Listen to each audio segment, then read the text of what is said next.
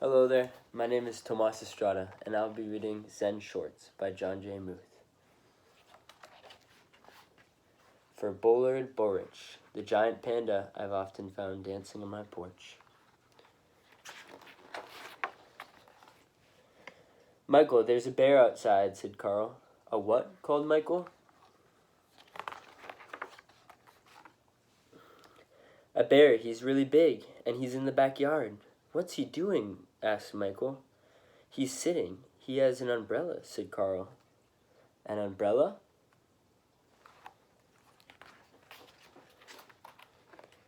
By the time the boys got outside, their sister Abby was already talking with him. I'm sorry for arriving unannounced, said the bear. The wind carried my umbrella all the way from my backyard to your backyard. I thought I would come retrieve it before it became a nuisance. He spoke with a slight panda accent. Michael introduced himself. Then Abby introduced Carl, because Carl was shy around bears he didn't know. And this is how Abby, Michael, and Carl met Stillwater. The next day, Abby went to have tea with Stillwater. Hello, Abby said, as she stepped inside. Come in, a faraway voice called. Then she heard the voice say, Oh, yes, come out. Stillwater was in the backyard. He was in a tent. This is a birthday present from my Uncle Rye, Stillwater said. He always gives presents on his birthday to celebrate the day he was born. I like it so much that I'm not staying in my house right now. Stillwater invited Abby to sit with him. You brought me some cake, said Stillwater. That was very nice of you. Is it your birthday, he asked. No, Abby said Abby. It's not mine either, said Stillwater, but let me give you a gift from my uncle's birthday. I will tell you a story. My Uncle Rye and the Moon. My Uncle Rye lived alone in a small house up in the hills. He didn't own many things. He lived a simple life. One evening he discovered he had a visitor. A robber had broken into the house and was rummaging through my uncle's few belongings. The robber didn't notice Uncle Rye, and when my uncle said, Hello, the robber was so startled he almost fell down. My uncle smiled at the robber and shook his hand. Welcome, how nice of you to visit. The robber opened his mouth to speak, but he couldn't think of anything to say. Because Rye never lets anyone leave empty-handed, he looked around the tiny hut for a gift for the robber. But there was nothing to give. The robber began to back towards the door. He wanted to leave. At last, Uncle Rye knew what to do. He took off his only robe, which was old and tattered. Here, he said, please take this. The robber thought my uncle was crazy. He took the robe, dashed out the door, and escaped into the night. My uncle sat and looked at the moon, its silvery light spilling over the mountains, making all things quietly beautiful. Poor man, lamented my uncle. All I had to give him was my tattered robe.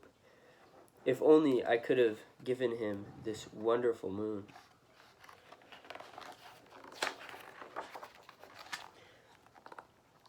Your uncle sounds nice, said Abby.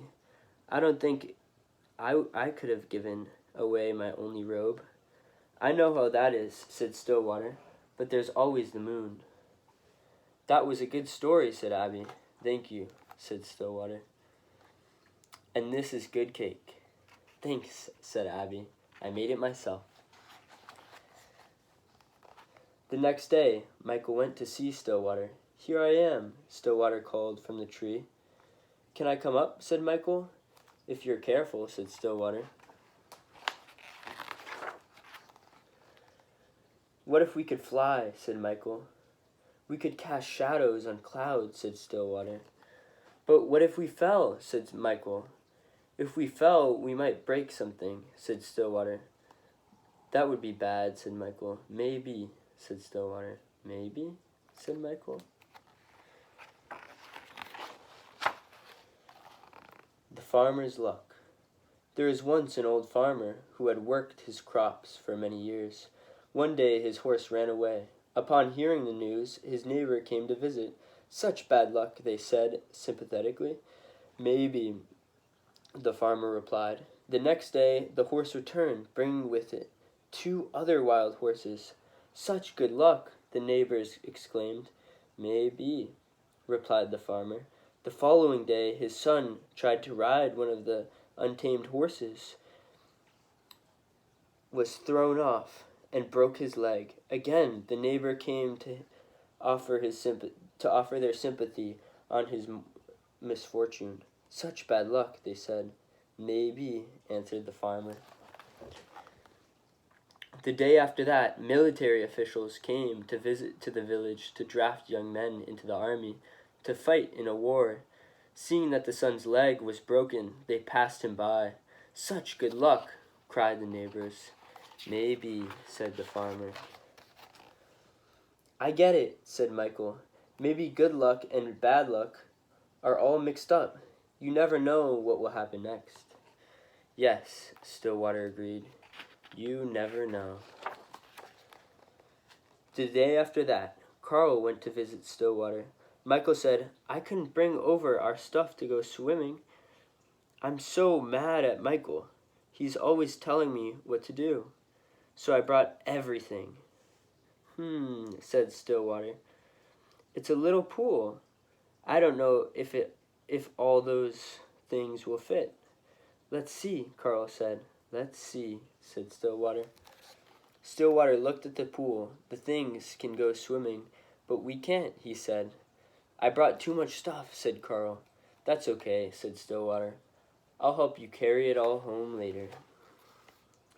Why does Michael always have to tell me what to do? Carl said. If he were here, I would climb up really high, and I would jump on him like this. And I'd do a big smash like this.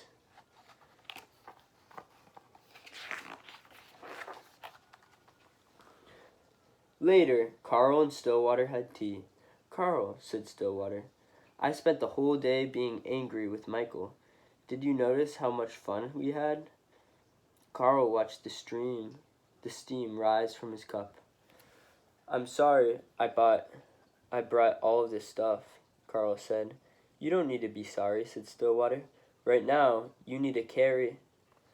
Hold on tight, and I will tell you a story. A heavy load. 2 traveling monks reached a town where there was a young woman waiting to step out of her seating chair. The rains had made deep puddles, and she couldn't step across without spoiling her silken robes. She stood there, looking very cross and impatient. She was scolding her attendants.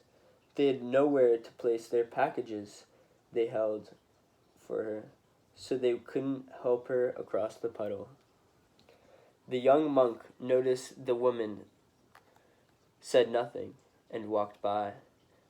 The older monk quickly picked her up and put her on his back, transporting her across the water, and put her down on the other side. She didn't thank the older monk. She just shoved him out of the way and departed. As they continued on their way, the young monk was brooding and preoccupied. After several hours, unable to hold his silence, he spoke out. That woman back there was very selfish and rude, but you picked her up on your back and carried her? Then she didn't even thank you. I set the woman down hours ago, the older monk replied. Why are you still carrying her? Do you think you've carried it long enough? Asked Stillwater. Yes, said Carl. Good, said Stillwater. And this is how Abby, Michael, Carl, and Stillwater became friends. The end. Thanks for listening.